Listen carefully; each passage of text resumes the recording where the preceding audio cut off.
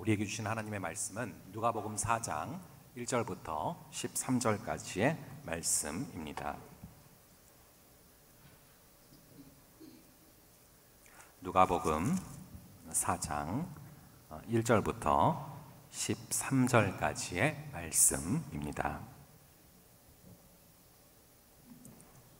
이 구절을요 저와 여러분들 함께 돌아가면서 교독하도록 하겠습니다. 예수께서 성령의 충만함을 입어 요단강에서 돌아오사 광야에서 40일 동안 성령에게 이끌리시며 마귀에게 시험을 받으시더라. 이 모든 날에 아무것도 잡수시지 아니하시니 날수가 다음에 줄이신지라. 마귀가 이르되 내가 만일 하나님의 아들이거든 이 돌들에게 명하여 떡이 되게 하라. 예수께서 대답하시되 기록된 바 사람이 떡으로만 살 것이 아니라 하였느니라. 마귀가 또 예수를 이끌고 올라가서 순식간에 천하 만국을 보이며 이르되 이 모든 권위와 그 영광을 내가 내게 주리라. 이것은 내게 넘겨준 것이므로 내가 원하는 자에게 주노라. 그러므로 내가 만일 내게 절하면 다 내 것이 되리라. 예수께서 대답하여 이르시되 기록된 바 주 너의 하나님께 경배하고 다만 그를 섬기라 하였느니라. 또 이끌고 예루살렘으로 가서 성전 꼭대기에 세우고 이르되 내가 만일 하나님의 아들이거든 여기서 뛰어내리라. 기록되었으되 하나님이 너를 위하여 그 사자들을 명하사 너를 지키게 하시리라 하였고 또한 그들이 손으로 너를 받들어 내 발이 돌에 부딪히지 않게 하시리라 하였느니라. 예수께서 대답하여 이르시되 주 너의 하나님을 시험하지 말라 하였느니라. 다 함께 마귀가 모든 시험을 다한 후에 얼마 동안 떠나니라. 아멘. 원래 오늘 이제 수련회라서요 좀 앞에 광고 시간 이런 게 있었는데요 좀 이렇게 스킵했는데 여러분 간단하게 이번 주간에 학습 세례 이제 신청하신다라는 거 정도 기억하시고 주보를 참고해 주시면 되겠습니다. 그러면 잠깐 기도하고 말씀 가운데 나아가겠습니다. 아버지 하나님, 기도할 때 하늘이 열리고 주의 음성이 예수님에게 충만히 내려온 누가복음 3장 21절을 붙들고 지금 기도합니다. 아버지, 우리 기도하며 나아가오니 하늘의 문을 열어주시고 주의 음성을, 주님의 마음을 우리 가운데 충만히 내려 주시옵소서. 아버지 하나님, 이 자리에 나아온 친구들, 여러 어려움들, 직장에서의, 학교에서의, 가정에서의 여러 어려움들 가운데서도 주님을 사모하는 마음으로 이 자리에 나왔사오니 주여 불쌍히 여기시고 한 명 한 명 성령 하나님이여 찾아가사 주의 말씀으로 통치하여 주시옵소서. 아버지 하나님, 오늘 이 시간을 통하여서 우리가 시험을 이기는 지혜로 무장케 하여 주실 줄로 믿사오며 이 모든 말씀 우리 주 예수 그리스도의 이름으로 기도합니다. 아멘. 이번 수련의 주제가 시험을 이기는 이 지혜인데요. 우리가 살아가면서 이 시험에서 자유한 사람이 아무도 없습니다. 오늘 본문 1절과 2절에 보시면은요 이렇게 나와 있는데 1절과 2절을 같이 한번 읽어볼게요. 오늘 본문 1절과 2절 함께 읽겠습니다. 시작. 예수께서 성령의 충만함을 입어 요단강에서 돌아오사 광야에서 40일 동안 성령에게 이끌리시며 마귀에게 시험을 받으시더라. 이 모든 날에 아무것도 잡수시지 아니하시니 날수가 다음에 줄이신지라. 이 구절을 보면은 마귀가 심지어 하나님의 아들인 예수 그리스도를 공격하고 예수님에게 시험을 걸지 않습니까? 이 사단이, 이 마귀가 이 예수님에게도 하나님의 아들에게도 시험을 거는데 그저 사람에 불과한 우리에게 공격을 하지 않을 거라고 생각하면 굉장히 순진한 생각입니다. 차라리 언제든 시험이 다가올 수 있다라는 것을 미리 전제하고 그것을 미리 받아들이고 그 시험을 이겨낼 수 있는 지혜를 우리가 준비하고 훈련하는 것이 훨씬 더 우리가 지혜로운 그런 길인 것이죠. 이것을 전시 상황에 하려고 하면 늦습니다. 우리가 평상시에 시험을 이기는 지혜로 무장해 놓아야 하는 것이죠. 제가 늘 그렇지만 이 여름 수련회를 앞두고서는요, 일찌감치 이제 기도를 시작을 합니다. 그래서 4월달, 5월달 정도부터 해서 이 여름 수련회를 놓고 기도를 시작을 했는데, 일찌감치 수련회를 놓고 기도를 할 때에 이상하게 저의 마음속에 계속 떠오르게 하셨던 주제가 바로 오늘 여기 현수막에도 나와 있는 이 시험을 이기는 지혜라는 그런 주제였습니다. 제가 4, 5월 달에 이 주제가 계속 떠오르는데, 그 당시에는 왜 하나님께서 계속해서 시험에 대해서 묵상을 시키실까? 왜 시험에 대해서 계속해서 고민을 하게 하시고 기도하게 하실까? 잘 몰랐었는데요. 왜 그 주제를 묵상시키셨는가를 몇 주 전에 알게 하셨습니다.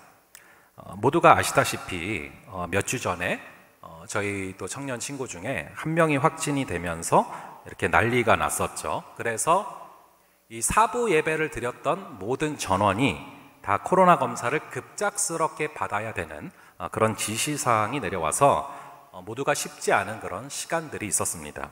어찌 보면은 굉장히 시험에 들 수도 있는 일이고, 공동체적으로 굉장히 큰 고난이 될 수 있는 그런 시간이었죠. 저 역시도 이 리더의 자리에서 마음이 참 쉽지가 않았습니다. 여러 친구들이 직장에서, 회사에서, 학교에서, 또 여러 가정에서 여러 곤란한 상황들이 벌어질 것이 불보듯 뻔하니까 참 마음이 힘들었고요. 그리고 확진이 된 친구와 그 가정 역시 너무 아파하는 것을 보면서 참 마음이 쉽지 않은 순간들이 있었습니다. 그런 와중에도 그래도 미리 말씀으로 시험을 이기는 지혜에 대해서 묵상을 시켜 놓으셨기 때문에 그래도 중심을 잘 잡고 기도하며 견디게 하셨습니다. 요지는 시험은 누구에게나 언제든지 예상치 못한 순간에 우리를 찾아올 수 있다라는 것입니다. 그래서 평상시에 이 시험을 이기는 지혜로 무장시켜 놓는 것이 굉장히 중요합니다. 오늘 이 시간 이 수련회를 통하여서 시험을 이기는 지혜로 무장될 수 있는 그런 저와 여러분 되기를 간절히 바랍니다. 이 성경에 나오는 시험에 보면은 크게 두 가지가 있어요. 크게 두 가지를 시험으로 번역하고 있는데, 하나는 이 테스트라는 단어입니다. 이 테스트라는 단어, 이게 이제 시험으로 번역이 됩니다. 바로 이 테스트는요, 하나님께서 우리의 믿음을 더 단단하게 연단시키려고 하실 때 하시는 그런 시험입니다. 예를 들면은 이 아브라함에게 하나님께서 이삭을 바치라 라고 하셨을 때 거기에 바로 이 테스트라는 그런 단어가 쓰여집니다. 또 다른 시험이 하나 더 있어요. 그게 바로 이 temptation이라는 단어입니다. 이번 수련의 주제가 시험을 이기는 지혜인데요. 이게 영어로 보시면은 이제 wisdom to win over temptation입니다. 여기에서의 시험이 바로 이 temptation이죠. 이 temptation은 마귀가 우리를 작정하고 파괴하려고 달려드는 그런 시험입니다. 이 에덴 동산에서 이 뱀이 하와를 무너뜨리려고 했을 때 그 시험에 바로 이 temptation이라는 단어가 쓰입니다. 오늘 우리가 읽은 누가복음 4장, 그리고 또 혹은 여러분들이 마태복음 4장을 쓰신 분들 마찬가지로 누가복음 4장이나 마태복음 4장에 나오는 시험도 바로 이 temptation이죠. 그런데 이 temptation이 나오고 있는 이 1절과 2절 오늘의 본문을 보시면 어울리지 않는 두 단어가 함께 들어가 있는 것을 바라보게 됩니다. 바로 성령과 마귀, 이 두 가지가 함께 두 단어가 들어가 있습니다. 성령에게 이끌리어서 마귀에게 시험을 받았다라고 이렇게 써져 있죠. 심지어 1절의 앞부분을 보시면 성령의 충만함을 입으신 그 상태라는 말이죠. 여기서 알 수 있는 게 뭐냐면은 성령의 충만한 역사가 있을 때 우리가 반드시 대비해야 될 것이 바로 마귀의 시험이라는 것입니다. 우리가 은혜를 많이 받고 그리고 성령의 충만함을 받고 나면은 반드시 대비해야 될 것이 하나 있습니다. 이제 곧 사단의 공격이 있을 수 있겠구나. 자, 우리가 성령 충만할 때 사단은 절대 그것을 그대로 내버려 두지 않고 어떻게든 성령 충만이 없어지도록 우리를 공격한다라는 것이죠.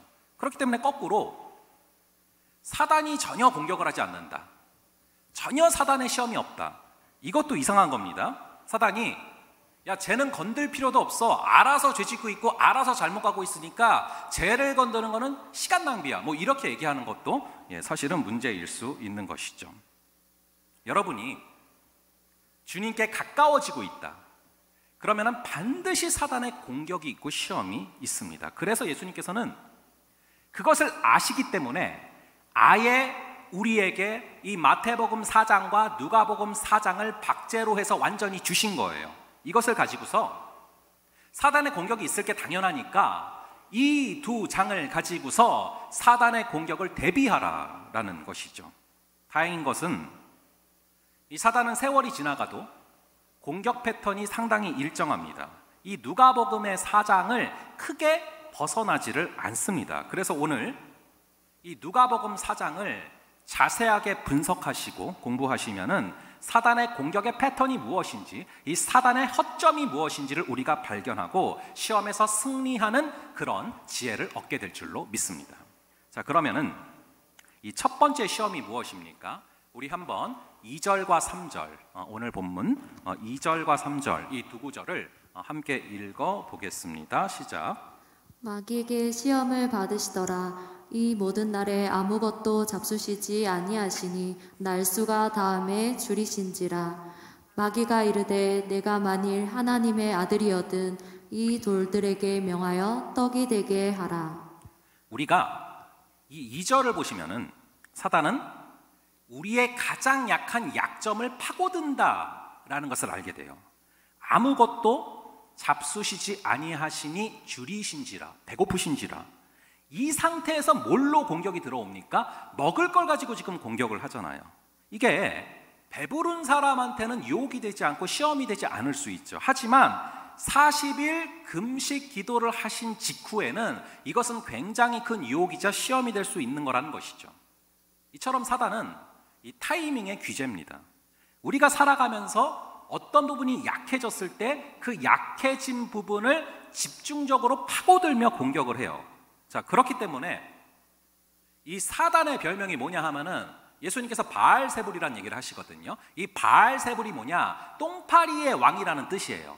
여러분들 이 왜 아프리카 난민들 있는 그런 어떤 사진들이나 그런 영상들 보시면은 이 상처가 났을 때 그 상처 주위로 똥파리들이 집중적으로 몰려드는 걸 보게 돼요. 그게 특성이거든요.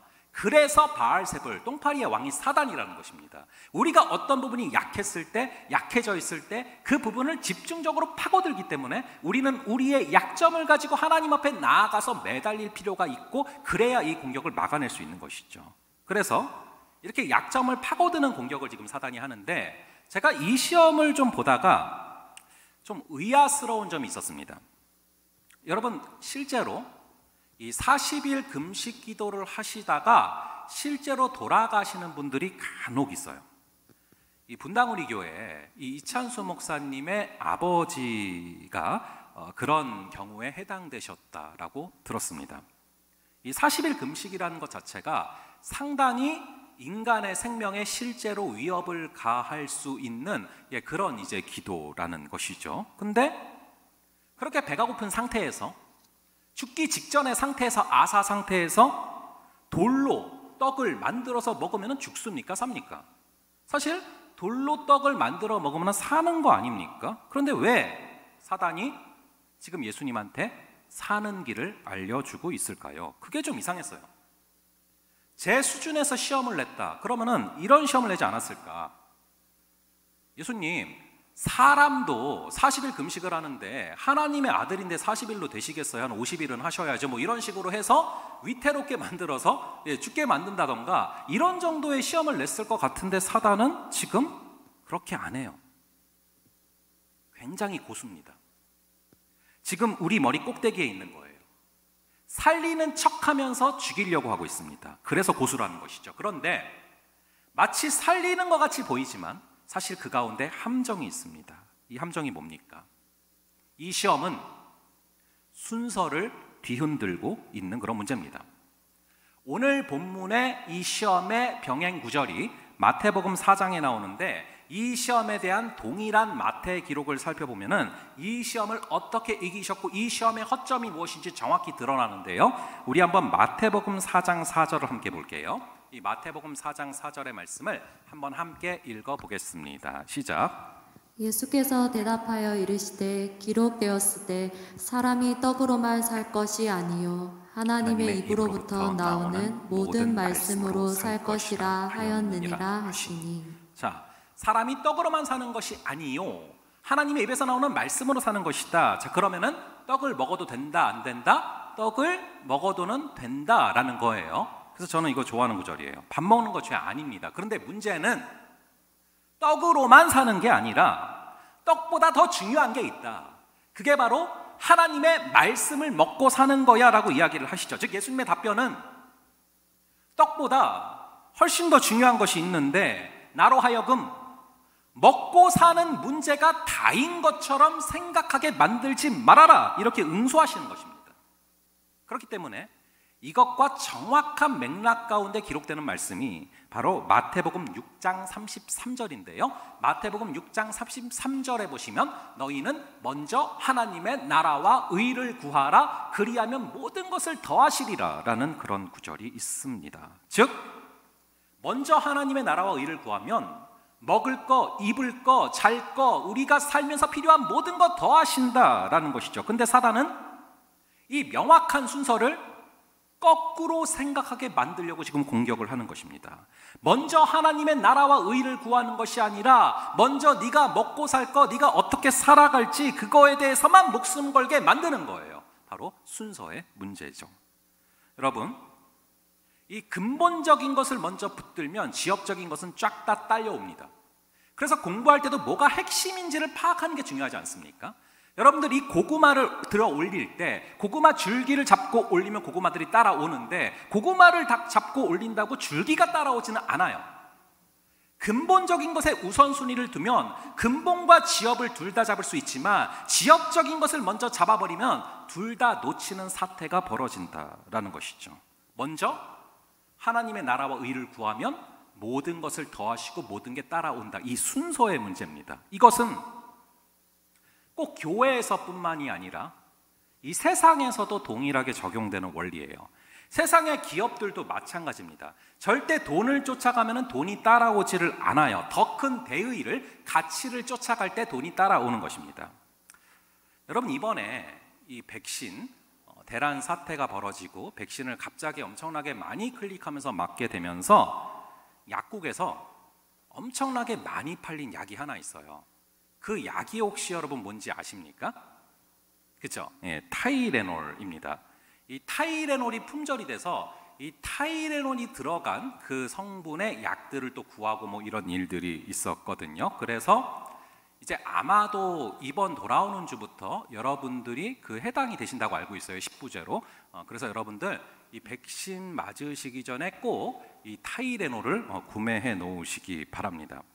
이 미국은요 병원비가 진짜 비싸요. 그래서 이제 사람들이 아프면은 병원에 가지를 않아요. 감기에 걸렸다 그러면은 웬만해서는 병원을 가지 않고 감기에 걸리면 어디를 가냐? 마트를 갑니다. 마트를 가서 뭘 사냐 하면은 이 타이레놀이나 에드빌 뭐 이런 걸 주로 사거든요. 특히 이제 타이레놀을 많이 사 먹어요. 그러니까 제가 느낀 바로는 웬만한 병은 그냥 타이레놀로 다 해결한다 생각하면 틀리지 않아요. 그런 느낌이 있거든요. 그러니까 이 타이레놀이 얼마나 많이 팔리겠습니까? 근데 여러분, 이 타이레놀을 만든 회사가 혹시 어딘지 아세요? 이 존슨앤존슨이란 이런 회사입니다. 제가 그 얀센 백신을 맞았어요. 얀센 백신을 맞았는데 그게 바로 이 존슨앤존슨 회사 겁니다. 그러니까 이 존슨앤존슨이라는 회사에서 얀센 백신도 만들었고 타이레놀도 이미 만들고 있는 그런 회사예요.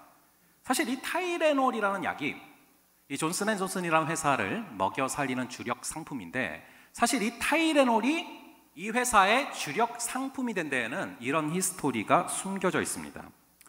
이 몇십 년 전 얘기인데요. 한번 그 사진 하나 띄워주시고요. 이 시카고에서 어떤 사람이 이 사야나이드라는 독극물을 타이레놀에 넣어가지고 5명이 죽는 사건이 벌어진 적이 있습니다. 물론 이 사람은 이 존슨앤존슨 사람이 아니었어요. 전혀 상관없는 사람인데 밖에서 이 독극물을 집어넣어가지고 사야나이드를 넣어가지고 그래서 5명이 죽어서 나라가 아주 발칵 뒤집어졌습니다. 그래서 이 존슨앤존슨 최고 경영진이 비상회의를 열었는데요. 그 회사가 딱 그 회의를 열자마자 딱 5분 만에 그 회의가 끝났어요. 원래 빨리 끝나는 회의가 좋은 회의잖아요. 근데 딱 빨리 끝났는데 결론이 뭐냐? 미국 전역에 배포된 타이레놀을 다 모아가지고 폐기 처분하자, 뭐 이렇게 결정이 났어요. 근데 이걸 다 폐기 처분하기 위해서는 총 1억 달러의 돈이 필요합니다. 우리나라 돈으로 환산하자면 총 1조 원이 들어가는 엄청난 작업이고요. 그래서 직원들 2,500명이 다 동원돼서 폐기 처분을 하기로 결정을 했어요. 그리고 그 다음에 이 회사의 존슨앤존슨의 사장이 무슨 일을 했냐 하면요, 잠깐 화면 하나 또 더 띄워주시고요. 이 회장이 모든 언론의 기자들을 다 불러서 인터뷰를 시작을 했는데요. 뭐라고 했냐면은 시카고에서 이런 사상 사고가 있었으니까 미국 전역의 모든 분들은 절대로 타이레놀을 드시지 마시기 바랍니다. 혹시라도 폐기 처분을 우리가 하고 있는데 혹시라도 실수로 폐기 처분되지 않은 약이 발견되거든 절대 드시지 마시고 버리시기 바랍니다 라고 인터뷰를 했어요. 그래서 사람들은 이 타이레놀에 손도 대지 않기 시작을 했고요. 일순간에 이 존슨앤존슨의 주식은 휴지 조각이 되기 시작을 했습니다. 대폭락을 하기 시작을 한 거예요. 그래서 결국에는 이제 회사가 무너진다라는 소문이 돌기 시작을 하니까 회사 내에서 주주들과 사원들이 데모를 하기 시작을 했습니다. 아니 회사를 말아먹으려고 작정을 했냐? 이 시카고에 있는 약만 폐기 처분을 하면 되지 그 넓은 땅에 퍼진 약을 다 폐기 처분한다는 게 말이 되냐라고 데모를 했어요. 그렇죠? 사실 미국이 이 한국이랑 사이즈가 다르지 않습니까? 이 미시간 호수 하나가 대한민국 크기거든요. 그러니까 미국 전역에 배포되어 있는 이 타이레놀의 양이 얼마나 많겠습니까? 근데 회사가 무너지기 직전인데도 이 사장이 절대로 정책을 굽히질 않는 거예요. 그러면서 뭐라고 얘기를 했냐면은 아무리 회사가 무너져도 포기할 수 없는 가치가 있다. 핵심 코어 밸류가 있는데 그건 뭐냐 하면은 돈도 아니고 성공도 아니고 고객의 생명이다. 이게 가치가 아니면 우리가 이 회사를 할 이유가 뭐가 있냐. 결국 여러분 이렇게 갔는데 이 회사가 어떻게 되는 줄 아십니까? 회사가 완전히 망해가기 직전인데 역설적으로 이 시카고의 어느 한 작은 마을에서 이상한 운동이 시작됐어요. 존슨앤존슨 이 회사를 살려야 된다. 이 기업은 진짜로 돈보다 고객의 목숨을 소중히 여기는 기업인데 이런 기업 살려야 된다. 진심이 통한 거죠. 결국에 그 운동이 미국 전역을 뒤엎기 시작을 했고요. 지금까지도 이 존슨앤존슨은 굉장히 성공한 대표적인 기업 중에 하나로 남아 있습니다. 그래서 경제학자들이 실제로 이 기업에다가 이런 별명을 붙였어요. 돈이 아니라 비전을 따라가는 기업, 이 밸류를 따라가는 기업. 그래서 실제로 이 우호적인 정서가 아직까지도 미국에 있어서요. 제 친구 중에 미국에서 변호사 하고 있는 친구가 한 명 있거든요. 그래서 몇 개월 전에요. 그 당시에는 이제 우리가 한국에서 딱 아스트라제네카랑 얀센 둘만 맞을 수 있었거든요. 그래서 제가 한번 연락해서 물어본 적이 있어요. 둘 중에 뭐가 더 좋냐? 그거를 물어보니까 딱 이 친구가 전혀 고민하지 않고 바로 얘기를 하더라고요. 미국 정서상으로는 둘 중에 하나를 고른다면은 당연히 존슨앤존슨에 대한 인지도가 있기 때문에 당연히 얀센을 고른다는 얘기를 하더라고요. 이 기업도 그렇잖아요. 돈을 쫓지 않고 가치를 쫓으니까 돈이 따라오지 않습니까? 안 믿는 사람들도 진짜로 성공을 하는 사람들은 돈보다 더 소중한 가치를 쫓아가야 돈이 따라온다라는 것을 무의식적으로 알고 있어요. 그런데 우리는 무의식적으로가 아니라 명확하게 이 진리를 알고 있지 않습니까? 먼저 하나님의 나라와 의를 구하면 모든 것을 더하신다. 물론 여러분들이 먼저 하나님의 나라와 의를 구하도록 사단은 절대 내버려두지를 않습니다. 예를 들어서 여러분들이 이제 먼저 하나님의 나라랑 의도 구하고 앞으로 좀 11조를 하면서 살아야지 이렇게 마음을 먹는다. 그럼 여러분 사단이 어떻게 공격하는 줄 아십니까? 11조 하지 마 이렇게 공격하지 않아요. 그렇게 아마추어처럼 공격하지 않아요. 내가 11조 해야지 마음을 먹으면 어떻게 공격하냐면은 당연하지 11조 해야지 이렇게 다가와요. 그러니까 사단 같지가 않잖아요. 그런데 거기다가 토를 하나 다는 거예요. 그런데 이번 달에는 이것저것 나갈 돈이 너무 많다. 그러니까 다음 달부터 하면 되지 뭐. 이렇게. 여러분들이 많이 당해보신 기억 나지 않습니까? 이게 전형적인 사단의 공격 패턴이라는 것입니다. 헌신하라 라는 설교를 듣고 감동을 받았어요. 그래서 이제 내가 헌신해야지, 내가 섬겨야지라고 마음을 먹어요. 그러면 어떻게 공격해오는 줄 아십니까? 헌신하지 마 이러지 않아요. 헌신해야지, 당연하지. 그런데 이번 달 다음 달은 할 일이 너무 많다. 그러니까 다음에 2달 뒤에 하면 되지 뭐. 이런 식으로. 여러분들 많이 당해보신 적 있지 않습니까? 다이어트는 내일부터 이러면 절대 안 한다는 얘기란 말이에요. 결국 우리가 이 공격에 넘어가서 살아가다 보면 어떻게 되냐? 그렇게 살다 보면은 평생 하나님한테 나의 물질도 시간도 건강도 아무것도 쓰지 않고 평생 나의 모든 것을 나만 위해 쓰다가 죽게 되는 것입니다. 자, 그러므로 여러분 꼭 기억을 하시기 바랍니다. 물질이든 시간이든 재능이든 무엇이든 이것을 내가 다 먼저 쓰고 하나님께 드리려면 절대 없어요. 하지만 먼저 하나님을 위해 떼어놓고 살아가면 다 사라져요. 내가 먼저 하나님의 나라와 의를 구하면 모든 것을 더하시는 줄을 믿으시기 바랍니다. 저는 여러분에게 한 가지 도전하고 싶은 게 있어요. 여러분, 우리가 먼저 하나님의 나라와 의를 구하면 나중에 어떤 일이 벌어진지 아십니까? 때로는 하나님이 나를 염려하시는 순간이 와요. 여러분, 간절히 바라기는 내가 나를 염려하는 수준에서 끝나는 삶이 아니라 하나님께서 나를 염려해 주시는 그런 삶을 살아갈 수 있기를 바랍니다. 내가 먼저 하나님의 나라와 의를 구하며 내 것을 내버려 두죠. 어느 순간부터는 하나님께서 노심초사하시는 거예요. 아니, 제가 어쩌려고 저러지? 그러면서 하나님이 나를 염려해 주시기 시작하면 내가 염려하는 수준에서는 전혀 경험할 수 없는 차원의 문이 열립니다. 제가 유학을 비롯해서 많은 부분에서 체험했기 때문에 확신 있게 말씀드리는 말씀입니다. 간절히 바라기는 먼저 하나님의 나라와 의를 구하면서 내가 나를 염려하는 수준을 초월해서 하나님께서 나를 염려해 주시는 그러한 삶을 살아갈 수 있는 저와 여러분 되시기를 간절히 바랍니다.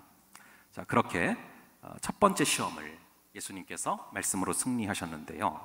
바로 이어서 사단은 두 번째 시험을 겁니다. 우리 한번 5절의 말씀 한번 읽어볼게요. 5절의 말씀 함께 보겠습니다. 시작. 마귀가 또 예수를 이끌고 올라가서 순식간에 천하만국을 보이며. 이렇게 써져 있어요. 마귀가 또.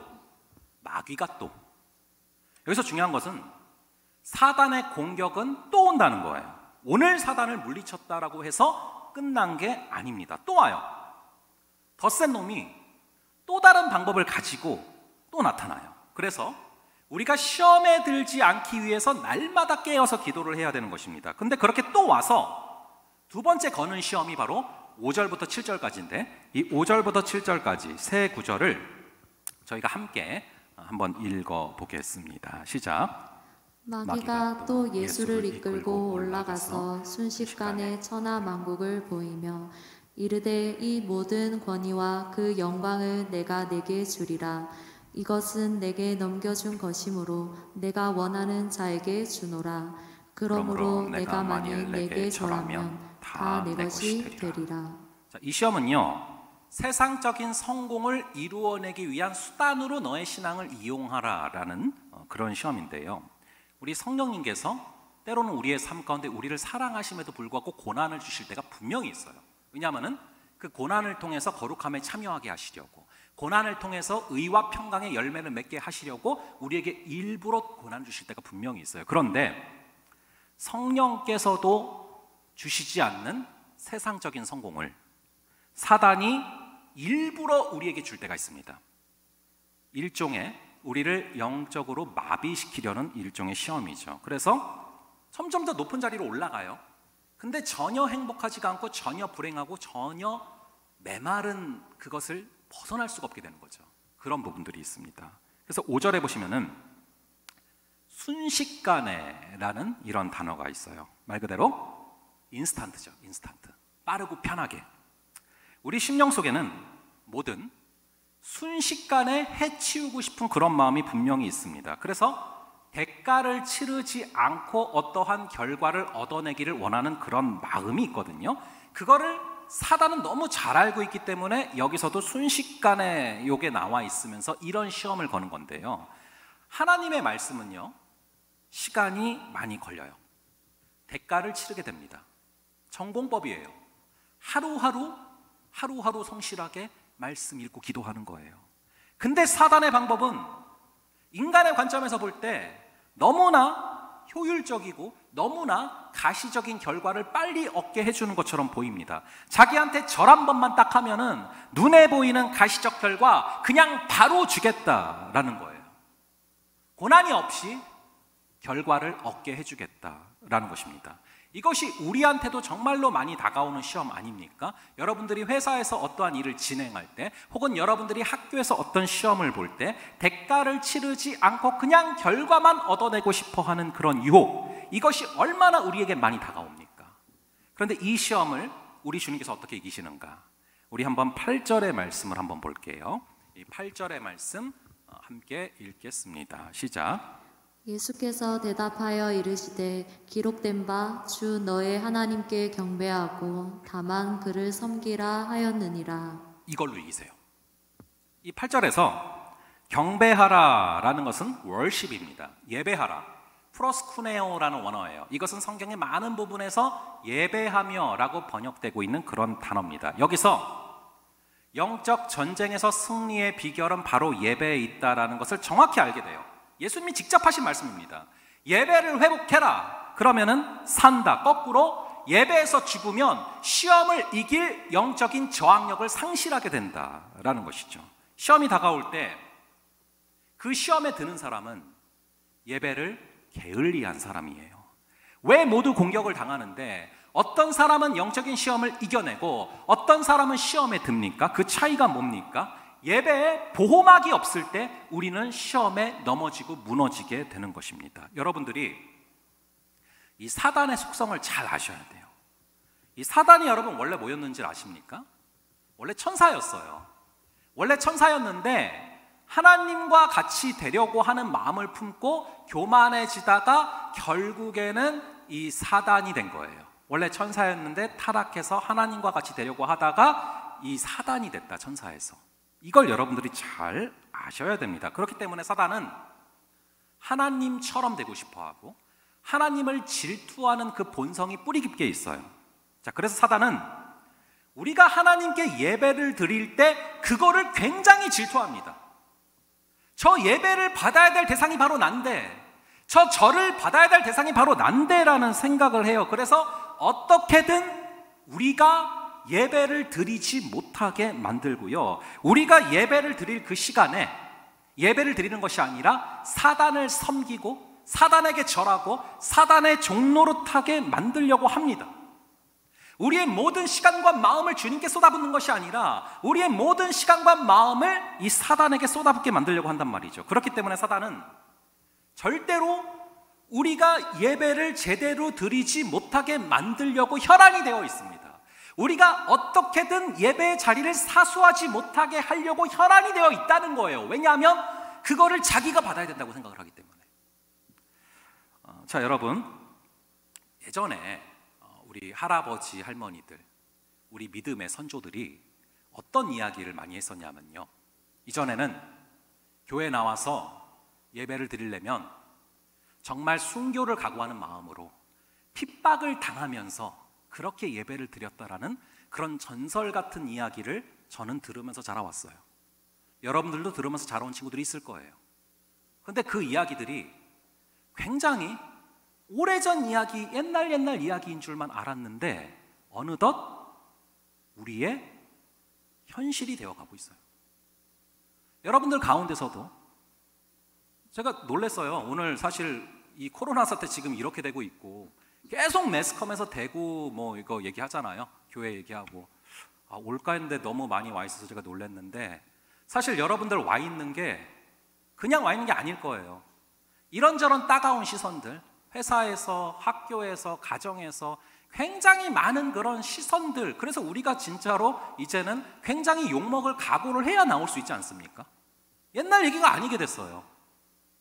자, 그런 가운데 이제 이 코로나 시국 가운데 이 비대면 예배라는 것이 또 어느덧 우리의 일상이 되어가고 있고 하나의 부분이 되어가고 있습니다. 저는요, 이 비대면 예배가 뭐 잘못됐다라고 생각을 안 해요. 어떤 상황이 있을 때는 뭐 그렇게 드릴 수도 있는 상황이 될 수 있다고 생각을 해요. 그래서 실제로 우리가 얼마 전에도 비대면 예배를 2주 드렸죠. 자, 그런데 비대면 예배 자체가 뭐 문제다 이렇게 얘기를 하고 싶지는 않은데, 우리가 비대면으로 예배를 드릴 때 정말 우리가 마음과 뜻과 힘을 다해서 예배를 드릴 수 있을 정도의 영성이 우리에게 있다면 괜찮은데, 비대면 예배를 드리면서 우리가 처음부터 끝까지 하나님을 인식하면서 예배의 자리를 사수할 수 있다면 괜찮은데, 그러한 영성이 있지 않다면 이 비대면 예배조차도 굉장히 우리에게 영적인 위기이고 시험이다라는 사실을 생각을 해요. 제가 실제로 이번 주에 청년들을 신방하다가 한 친구가 굉장히 오랜 기간 동안 비대면 예배를 드린 친구를 우연찮게 만나서 얘기를 했거든요. 근데 이야기를 들어보니까 처참해요. 영적인 상태가 처참해요. 자기 입으로 그 얘기를 해요. 여러분, 그래서요, 우리가 비대면 예배가 됐든 대면 예배가 됐든 우리가 이 예배의 자리를 사수할 수 있어야 되고 예배의 자리를 지킬 수 있어야 되고, 우리가 마음과 뜻과 힘을 다해서 신령과 진리로 예배의 자리를 사수할 수 있는 우리가 되어야 할 줄로 믿습니다. 왜냐하면 우리가 이 예배의 자리에, 이 예배할 시간에 이 예배의 자리를 사수하고 있지 않으면 그냥 가만히 있게 되는 게 아니에요.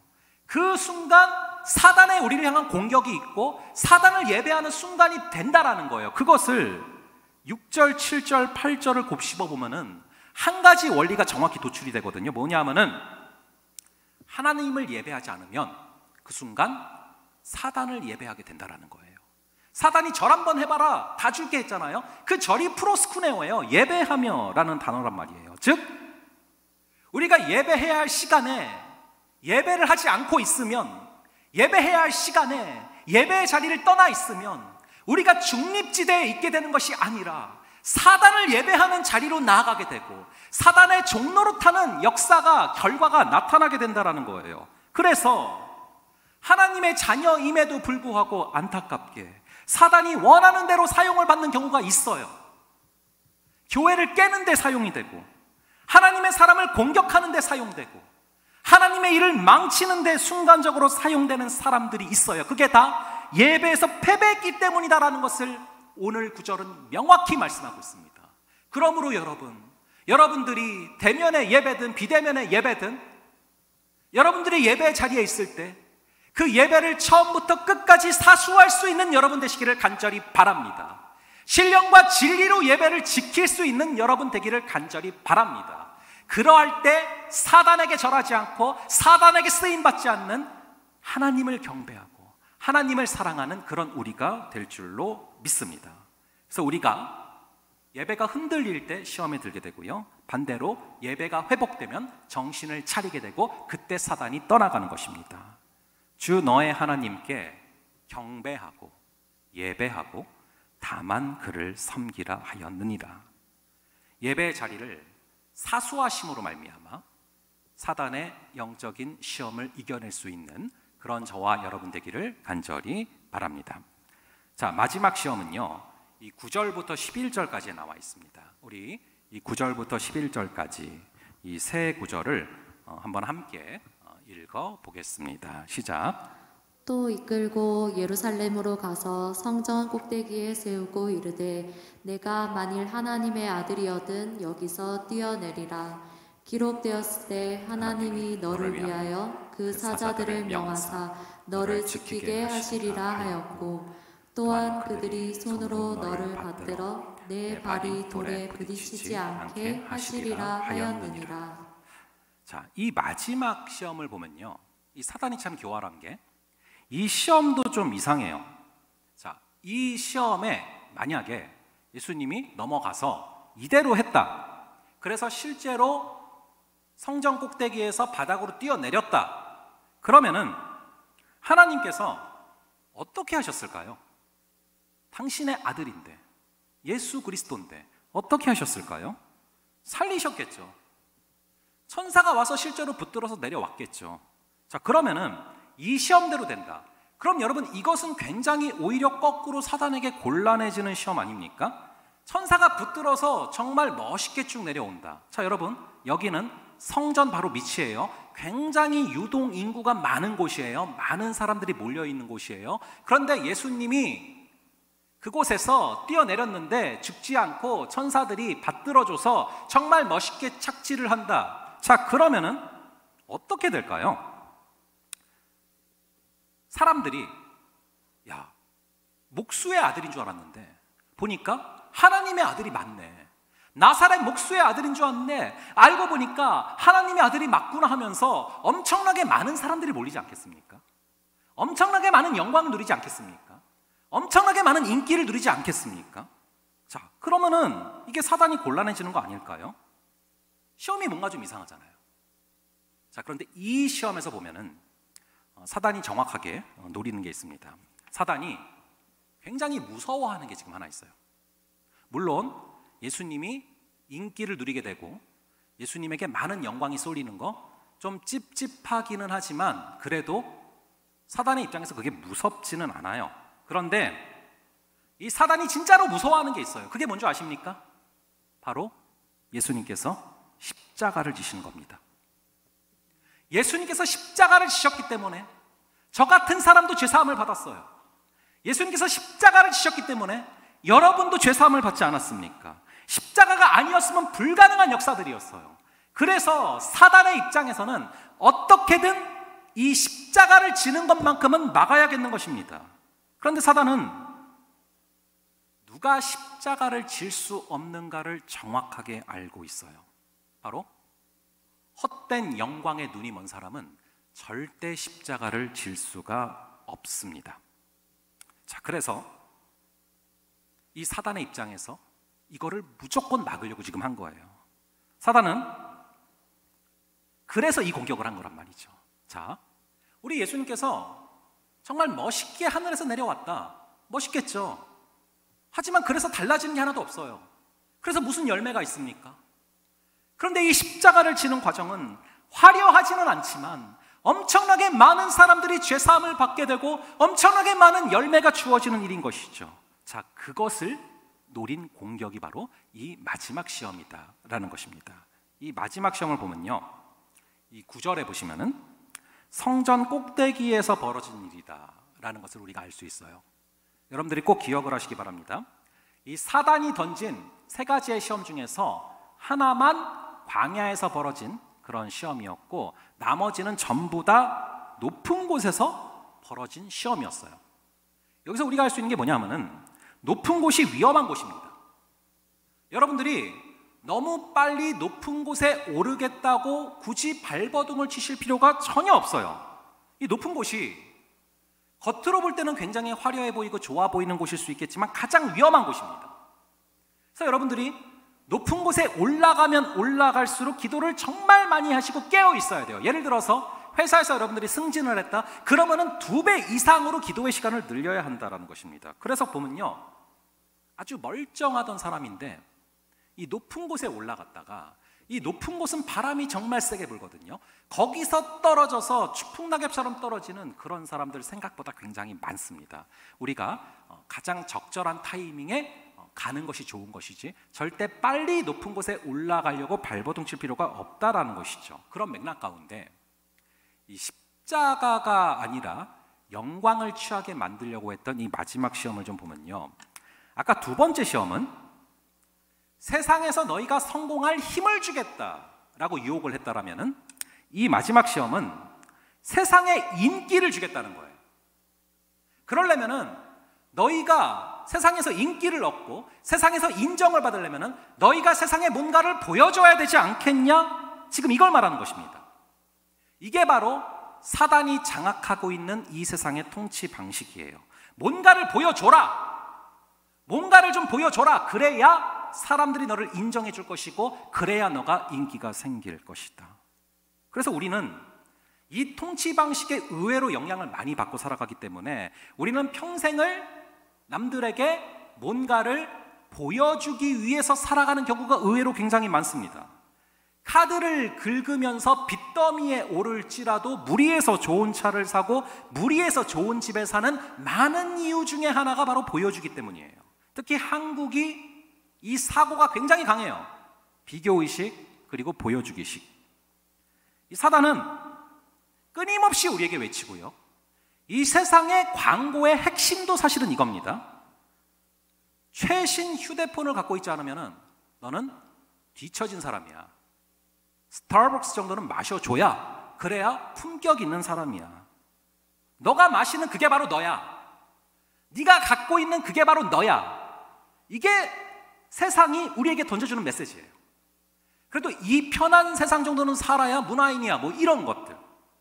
그래서 소유와 존재 중에서 이 소유를 통해서 우리의 가치를 매기게 만들려고 하는 것이죠. 이렇게 사단은 우리의 정체성을 우리가 갖고 있는 이 소유에 종속시키게 만들려고 노력을 하고 혈안이 되어 있습니다. 근데 여러분, 이 소유는 변하거든요.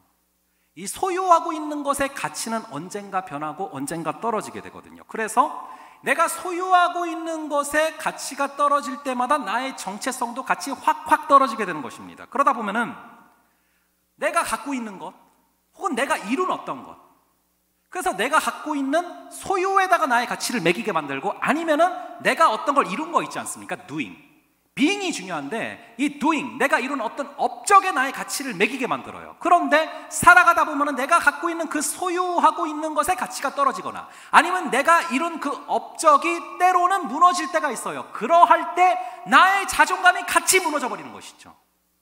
그런데 우리의 자존심은 또 세지 않습니까? 그래서 이 괴리 가운데 지옥을 살아가게 만드는 것이 이 사단의 전략이다라는 것입니다.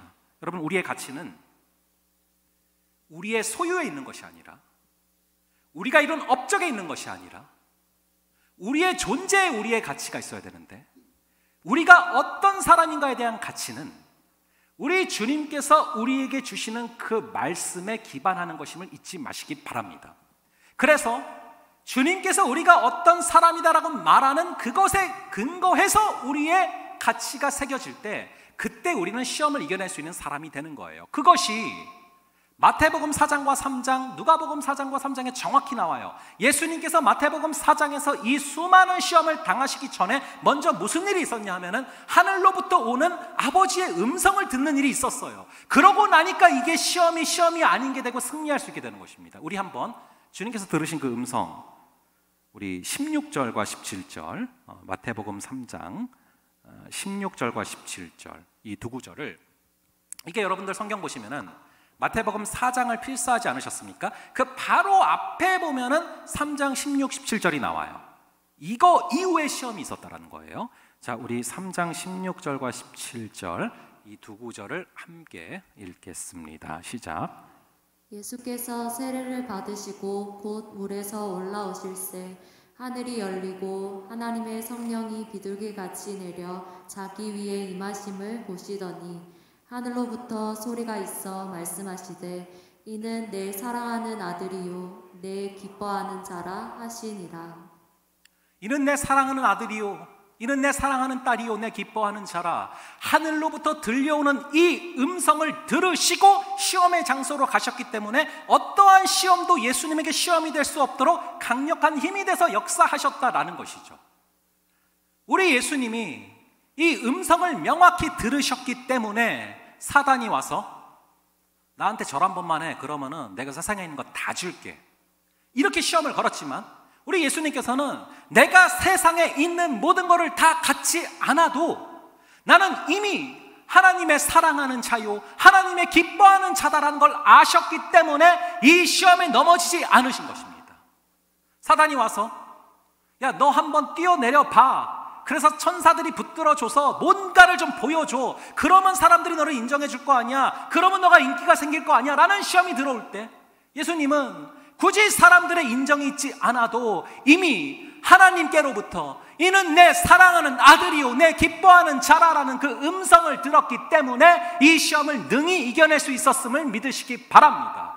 간절히 바라기는 우리 주님께서 여러분에게 말씀하시는, 여러분이 어떤 자인가 말씀하시는 그 음성을 들음으로 말미암아 우리가 살아가는 모든 시험에서 이기실 수 있는 귀한 역사가 있기를 간절히 바랍니다. 이 같은 병행의 구절이요, 누가복음 3장 21절과 22절에도 나와요. 이 누가복음 3장 21절에 보면은 하나가 더 추가된 게 뭔 줄 아세요? 기도할 때 하늘이 열리시며 하나님의 그 음성이 내려왔다라는 거예요. 그러므로 여러분들이 항상 삶의 그 지성소에서 기도를 하셔야 되고, 그럴 때 하늘이 열리고, 그럴 때 하늘의 음성이 내려오면서, 그러할 때 여러분들은 주님께서 주시는 그 자존감으로 무장되어서 이 사단의 공격을 이겨낼 수 있는 자들이 된다라는 것입니다. 자, 우리 주님의 말씀을 귀가 쩌렁쩌렁하게 들은 사람에게는 사단의 말이 힘을 잃게 돼요. 우리 예수님이 보여주시잖아요. 주님의 말씀을 귀가 쩌렁쩌렁하게 들은 사람, 이 주님의 음성을 향한 데시벨이 높아져 있는 사람은 사단의 그 공격이 힘을 잃고 그 음성이 들리지 않는 역사가 임한다라는 것입니다. 이것은 이후에 있어서도 동일하게 펼쳐지는 일들입니다. 우리 마태복음 4장에서 예수님께서 결국 그 시험들을 어떻게 이기십니까? 이 주님의 음성으로 말미암아서 자신이 어떤 자인지를 아신 그분, 마찬가지로 이 사단의 공격도 어떻게 이기시냐면은 마태복음 4장에서도 3번이 나와요. 기록되었을 때, 기록되었을 때, 기록되었을 때. It is written. 결국 기록된 그 말씀을 가지고 이 싸움을 이기시는 거예요. 누가복음 4장에서도 기록된 바, 기록된 바, 기록된 바, 똑같이 It is written입니다. 그 말씀을 가지고 우리가 하나님께서 주시는 그 말씀을 묵상하고 암송하고 필사하고 그것을 마음속에 새기면서 나아갈 때 그것을 통해서 결국 이기신다는 거예요. 저는 이것을 보면서 우리 예수님께서 사단을 이기실 때 어떤 초인적인 능력을 발휘해서, 신적인 능력을 발휘해서 장풍 쏘고 뭐 특별한 능력을 통해서 사단을 이기신 것이 아니라 너무나 상식적인, 너무나 일반적인, 너무나 우리가 할 수 있는 사람으로 오셔서 그 말씀으로 이기신 것을 보여주심은 우리 역시도 이 마태복음 4장과 누가복음 4장을 묵상하면서 나아갈 때 사단에게 승리할 수 있는 길을 명확히 보여주셨다라고 생각을 해요. 그래서 여러분, 우리가 살아가면서 삶의 모든 순간들 가운데 이 말씀을 묵상하고 암송하고 또 필사하는 그런 과정들, 기록되었을 때 이것으로 주님께서 이겨내신다라는 것이죠. 제가 지난번에 한번 살짝 말씀드렸었는데요. 저희 이제 딸이 초등학생인데 우리 교회 초등부인데요. 초등부에서 이제 여름 성경학교를 앞두고 사도행전 전체를 필사했다라는 것을 제가 말씀드린 적이 있습니다. 물론 여러분, 그 애들이 여러분 나중에 키워보시면은 그렇게 말 잘 안 들어요. 이렇게 뭐 억지로 시키니까 하는 거예요. 그런데 이거를 이제 교회에서 한다고 해서 우리 아내가 우리 딸한테 시킨 건데, 이거를 시키기 전에 저한테 우리 아내가 해준 얘기가 있어요. 저는 그걸 참 잊을 수가 없었는데, 그래서 이제 아이들 양육할 때 보면요, 이 엄마의 영성이 있어요. 아빠가 절대 따라갈 수가 없어요. 제가 비록 목회자지만 절대 아빠가 따라갈 수 없는 그런 엄마의 영성이 있어요. 근데 우리 아내가 이제 딱 그거를 시키면서 무슨 얘기를 해줬냐면은, 여보 하면서 그 얘기를 하는 거예요. 사도행전이 성령행전 아니냐, 성령님이 많이 나오는데 이 사도행전을 쓰게 하신 그 성령님을 사도행전을 필사하는 가운데 우리 딸이 만나게 해달라고 간절히 기도하고 있다. 그래서 시키는 거다. 그러니까 알아서 협조 같이 해라, 뭐 이런 얘기였어요. 그래가지고 이제 쭉 뭐 싫어도 막 시키고 그랬어요. 근데 우리 딸이 딱 지난 주일날 무슨 고백을 했냐면은 딱 그 얘기를 하는 거야. 가정예배 가운데 아빠 엄마 하면서 무슨 얘기를 하냐면요, 자기는 이거를 필사를 시키는데 진짜 이해가 안 됐대요. 학교 공부에 도움이 하나도 안 되는데 왜 이거를 시키는 건가, 엄마가. 이게 이해가 안 됐다는 거죠. 그래서 막 불만하면서 불평하면서 이걸 했는데 딱 지난 주일날 얘가 체험한 걸 얘기를 하는 거예요. 오늘 전도사님 설교를 듣는데 아빠 엄마 마음이 너무 뜨거워졌어. 여리고성이 무너진 걸 들었는데 마음이 너무 뜨거워지면서 왜 필사를 해야 되는지 이제 알았어. 그 얘기를 하는 거예요. 하나님이요, 얼마나 놀랍게 역사를 하시는지. 아까 왜 우리가 그거 봤잖아요. 먼저 하나님의 나라와 의를 구하라. 그리하면 모든 것을 더하시리라. 근데 어린애니까 그거를 팍팍 살면서 체험시키시는 거예요. 필사를 딱 한 달 했거든요. 근데 그 한 달 동안에 얘가 항상 수학 시험 보면 하나씩 틀렸었거든요. 그 필사하는 기간 동안에 곱게 공부 도움도 안 돼 왜 시켜 이랬었는데 그 기간에 수학이 만점이 나왔어요. 그리고 그 기간에 딱 이 인문학 상이라는 걸 받았어요. 그러니까 먼저 하나님의 나라와 의를 구할 때 모든 걸 더하신다는 걸 체험을 시켜버리시는 거예요. 그런데 제가 이거를 딱 나누고 이거를 체험하고, 제가 지난번에 살짝 지나가는 식으로 광고 때 초등학생도 수련회 앞두고서 사도행전 필사하는데 우리도 뭐 마태복음 4장 묵상해봅시다 이랬는데, 제가 정말 참 감사하고 놀랬던 게, 여러분들이 뭐 시킨 적도 없는데 자발적으로 이 마태복음 4장, 누가복음 4장 이 필사 챌린지를 하고 있는 거예요. 그래가지고 저는 참 여러분들이 늘 감사한 게, 참 내가 생각하는 그 기대 이상이다 늘. 그래서 그렇게 또 필사하는 과정들 거치시지 않았습니까? 그래서 그걸 보면서 참 이게 기록되었을 때가 저는 점점 이 단어가 범상치 않게 다가오는 거예요. 그러다가 어저께 딱 무슨 일이 있었냐면은 그 결혼예비학교 그 교제사로 서점을 갔는데, 서점 사장님이요, 어저께 오후에 갑자기 목사님 하더니 혹시 이거 필요하지 않으세요 하면서 그 구약 전체를 필사할 수 있는 성경이 있어요. 그게 한 권에 25,000원짜리더라고 찾아보니까. 그 세 권 75,000원으로 만들어진 그거를 주시면서요, 목사님 이거 혹시 필요하지 않으세요 하면서 협찬을 받았던 건데 갑자기 생각났다면서 주시는 거예요. 제가 그걸 이제 받으면서 이제는 아내랑 내 차례구나. 근데 구약 전체는 큰일 났네 뭐 이 생각을 했는데, 여러분 우리가 이 필사를 할 때요, 마음에 새겨야 되는 거예요.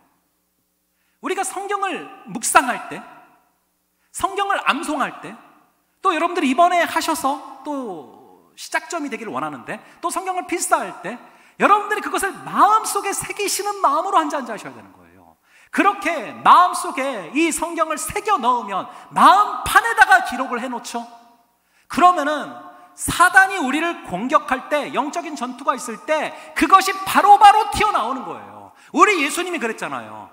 사단이 공격하고 시험하고 있는데 조금만 기다려봐 어디 있더라 하고 막 계속 찾지 않으셨어요. 바로 튀어나오셨어요. 바로 성경이 튀어났어요. 그 얘기는 여러분들도 마찬가지입니다. 여러분들도 평상시에 말씀을 묵상하시고 암송하시고 필사하시면서 마음판에 새겨 놓으시면은 이 말씀은 말 그대로 성령의 검입니다. 여러분들이 새겨 넣으시면은, 여러분들이 평상시에 이걸 새겨 넣으시면은 성령께서 필요한 타이밍에 적절한 때 그 말씀을 떠오르게 하시고, 그래서 이것이 성령이 붙잡은 검이 되어서 여러분들을 시험의 순간에서 이기게 하는 그런 귀한 검이 될 줄로 믿습니다. 이렇게 예수님은요, 순간순간 튀어나오시는 게 말씀이었단 말이에요. 그래서 시험을 이기신 겁니다. 여러분, 우리는 시험에 들 때 뭐가 튀어나옵니까? 여러분 최근에 시험 든 상황들 많이 있지 않았습니까? 우리가 뭐 회사에서 억울한 일을 당한다거나 아니면은 이런저런 억울한 일을 당하고 시험에 들 때 우리는 사실 솔직히 욕이 튀어나오고 화가 나오고 신경질이 나고 이런 것들이 튀어나오지 않습니까? 근데 우리 예수님이 무슨 모습을 보여주셨는지 아세요? 예수님은 시험의 끝이죠. 십자가에 당하는 고통을 당하셨고, 거기서 그 극심한 고통을 당하시는 순간순간에도 예수님이 입에서 튀어나오신 게 뭐였는지 성경은 정확히 기록하고 있어요. 그 순간에도, 그 고통스러운 순간에도 시편 22편 1절 엘리 엘리 라마 사박다니 주의 하나님 하나님 어찌하여 나를 버리시나이까, 그 순간에 튀어나오는 게 말씀일 정도로 그 심령에 말씀이 새겨져 계셨다라는 거예요. 우리 역시도 예수님처럼 이것이, 이 말씀이 우리의 마음속에 기록되어 있을 때 최악의 상황에서도 그 말씀이 튀어나와서 결국 시험을 이기는 그런 저와 여러분 될 줄로 믿습니다. 이것이 시험을 이기는 그 지혜죠. 자, 우리 그래서 마지막으로 한번 오늘 본문 1절의 말씀을 한번 볼게요. 마지막으로 오늘 본문 1절의 말씀 한번 함께 읽겠습니다. 시작.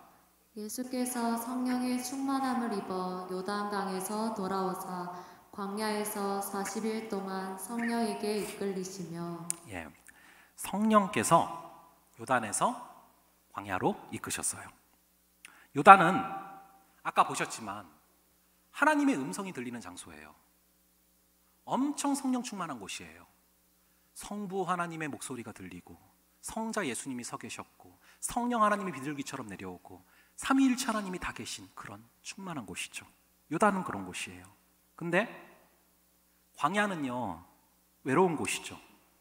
물도 없고 햇볕도 없고 예수님을 공격하는 사단이 있어요. 근데 성령께서 성령 충만한 요단에서 최악의 광야로 옮겨가시는 것이 1절에 나오고 있어요. 하나님의 인도하심을 받으면 항상 푸른 초장에만 있는 것이 절대 아닙니다. 오늘날 많은 크리스찬들의 문제가 뭐냐 하면은 요단에만 머물기를 원하고 이 광야로 가기를 원치 않는다는 거예요. 하지만 우리는 이 구절을 통해서 명확히 기억하셔야 돼요. 주님의 인도하심을 받아서 가고 있는데 성령께서 나를 사랑하시고 나를 인도하고 계시는 게 확실한데 그럼에도 불구하고 광야가 나올 때가 분명히 있어요. 그 이유는 광야를 통해서 주님의 그 음성이 더 선명해지며 이 광야를 통해서 우리의 성령의 겉 말씀이 더욱더 날카롭게 가다듬어지고 광야를 통해서 우리 주님과의 친밀감이 더해지기 때문에 우리 주님께서는 때로는 일부러 우리 주님이 인도하고 계심에도 불구하고 요단에서 광야로 인도하실 때가 분명히 있다. 이걸 기억하셔야 됩니다. 그럴 때 우리는 시험이 닥쳐올 때에도 감사할 수 있는 거예요. 왜냐하면 이것을 하나님이 인도하고 계시고 성령께서 주관하고 계시고 그 가운데 있기 때문에 여기서 우리를 향한 하나님의 뜻이 있다라는 걸 내다보기 때문에 이것을 감사함으로 받아들일 수 있는 것이죠. 이것을 가슴에 새기면서 우리가 닥치게 되는 광야들을, 우리가 닥치게 되는 시험들을 능히 감당해낼 수 있는 그런 저와 여러분 되기를 간절히 바랍니다. 자, 우리 함께 찬양하면서 기도하며 나아가겠는데요. 감사해. 시험이 닥쳐올 때, 시험이 닥쳐올 때 감사할 수 없어요. 근데 감사해. 시험이 닥쳐올 때 주께서 인도하시니. 이게요 상당히 오래된 찬양이에요. 사실 제가 살아가면서 굉장히 어려운 순간에, 굉장히 다 내려놓고 싶었던 순간에, 시험이 닥쳐왔던 순간에 제 심령에서 튀어나왔었던 찬양이에요. 정말 너무 힘들고 절망스럽고 다 내려놓고 싶은 그 순간인데 감사해가 나오는 거예요. 그러면서 이 찬양을 통해서 저를 살게 하셨던 그 찬양이에요. 저는요 이 찬양이 저를 살렸던 것처럼 여러분들에게도 여러분들의 시험을 당하는 그 자리에서 불현듯 이 찬양이 튀어나오면서 시험이 닥쳐오는데 감사할 수 있는, 시험이 닥쳐오지만 주님께서 인도하시기 때문에, 시험이 닥쳐오지만 성령께서 인도하고 계심을 믿기 때문에 감사하며 그 시험을 이겨낼 수 있는 그런 저와 여러분 되기를 간절히 바랍니다. 우리 이 가사 하나하나 잘 기억하시고 잘 곱씹으시면서 함께 찬양하고 기도하며 나아가시겠습니다.